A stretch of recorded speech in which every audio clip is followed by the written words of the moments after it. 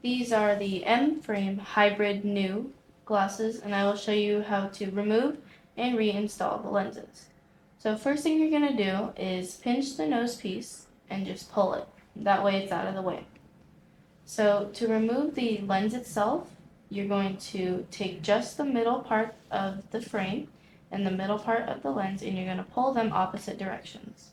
The frame should just pop out. So then to reinstall the lens, what you're going to do is slide these into their grooves on both sides. So first you put in this side and make sure that's secure, and then you're going to pull this side back a little and slide it into its groove. And then you're going to push the middle to make sure that it is secure and lined up with the rest of the frame.